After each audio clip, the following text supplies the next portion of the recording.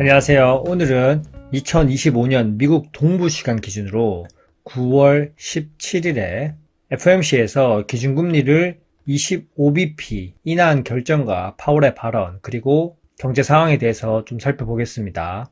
이번 금리 인하는 작년 12월 이후에 약 9개월 만에 이뤄진 금리 인하 재개고요. 그리고 점도표를 통해서 연내 50bp, 내년은 25bp 추가 인하 전망을 제시했습니다. 이번에 금리 인하를 한 이유는 고용에 대한 하방 위험이 증가했다고 판단했고, 위험 균형을 맞추기 위해서, 즉 보험성 인하였습니다. 이 당시 스티븐 밀런 연준 이사는 혼자 50bp 인하를 주장했고요. 절대 다수는 25bp 인하였습니다. 렛츠고! 파월 기자회견에 대해서 요약해보면 최근 노동시장의 하방 위험이 현실화되었고 향후에 추가 확대될 우려를 감안해서 위험 관리성으로 금리 인하를 했다. 그리고 통화 정책의 균형이 바뀌었다. 만약 통화 정책이 잘못된 위치에 있을 때는 신속하게 새로운 수준으로 조정할 필요가 있겠지만 현재는 그런 상황이 아니고, 그리고 50bp 인하에 대해서 광범위한 지지는 없었다고 언급하면서 시장 예상보다 오히려 비둘기적인 스탠스를 보였습니다. 그리고 통화정책의 균형이 바뀌었다. 이게 무슨 말이냐면 노동시장 약화 가능성이 커짐과 동시에 고용 하강 위험이 인플레이션 위험보다 커졌고요. 결국 어느 정도 물가 상승은 용인하겠다는 거고 고용 리스크 대응으로 무게 중심이 옮겨갔다는 겁니다. 하지만 착각하시면 안 되는 게 절대 이번 인하가 인플레이션을 포기한 조치는 아닙니다. 셧다운으로 인해서 각종 경제 지표가 딜레이 되고 있는데 최근 고용 지표를 살펴보면 시장 기대보다 상당히 약하게 나왔습니다. 파월 의장은 이민 감소와 경제활동 참가율 변화 등으로 노동 공급 측면에 변수가 생겼고 수요도 둔화하는 모습을 보이는 이상한 균형이 형성되었다고 설명했습니다.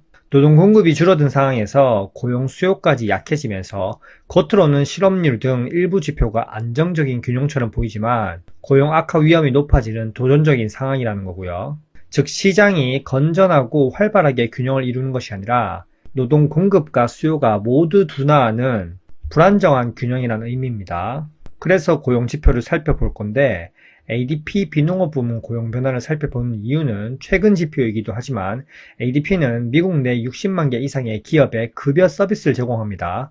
따라서 근로자들의 실제 급여 지급 데이터를 집계해서 보고서를 작성합니다. 9월 미국의 민간 고용이 시장 전망치를 대폭 하회했습니다. 5만 명 증가할 것이라고 시장은 예상했는데 심하게 차이 나면서 오히려 3만 2천 명이 감소했습니다. 그리고 더 놀라운 건 8월 민간 고용도 5만 4천 명 증가해서 3천 명 감소로 마이너스로 수정됐습니다. 고용지표 발표 이후 금리 인하 가능성도 증가하고 동시에 경기 둔화 가능성도 커졌죠. 하지만 고용지표가 이렇게 나와도 미국 경제는 굳건하고 소비도 살아있고 증시도 사상 최고치를 기록하는 이상한 균형을 형성하고 있습니다.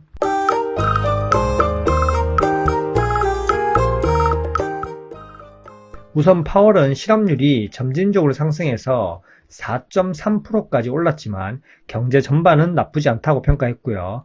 경기 자체는 급격히 약화되지 않았지만 향후 고용과 인플레이션 균형 위험이 커졌다는 점입니다.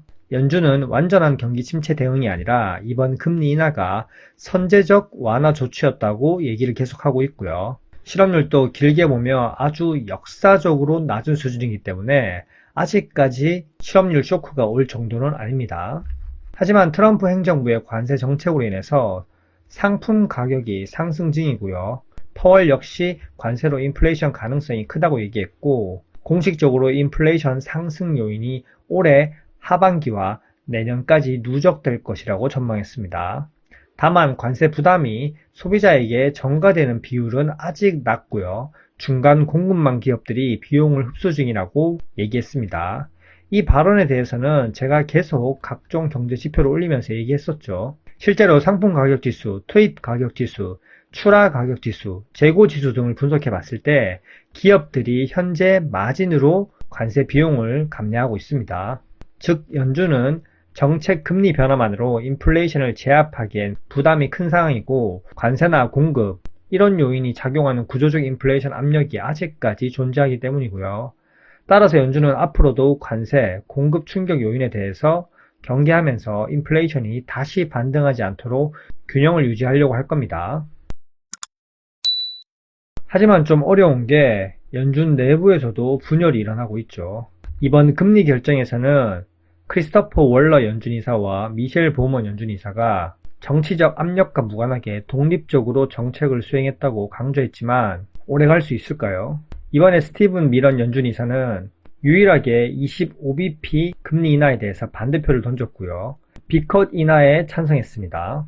이번 B컷 인하가 광범위한 지지는 얻지 못했습니다. 금리 전망치 중간값도 상당히 낮은 하단 2.75에서 3%포인트로 찍었고요. 앞으로 계속 공격적인 금리 인하를 주장할 것이고 내부적으로 정치적 논란이 커진 것도 사실입니다. 그렇다고 해서 바로 다음 FOMC부터 더 큰 폭의 금리 인하가 나올 가능성은 일단 낮다고 생각해야겠지만 계속 내부에서 잡음이 나오고 있다는 거죠. 그리고 25bp 인하냐 아니면 50bp 인하냐 계속적으로 서로 설득하는 과정을 겪어갈 것이고요. 결과적으로 연준의 이번 9월 금리 인하는 고용 하방 리스크를 반영한 위험 관리적 선제적 조치였습니다. 관세로 인한 상품 가격 상승의 누적 가능성은 인플레이션 상방 리스크 여전히 남아있고요. 연준은 그 가능성을 경계하고 있습니다. 그리고 연준 내부에서 계속 큰 폭의 금리 인하를 주장하는 사람이 있고 주변을 설득하고 있고 트럼프의 정치적 압박까지 가해지고 있으니 앞으로 그 변수도 잘 지켜봐야겠죠. 현재까지 내용이 괜찮으셨다면 구독과 좋아요 부탁드릴게요. 안녕.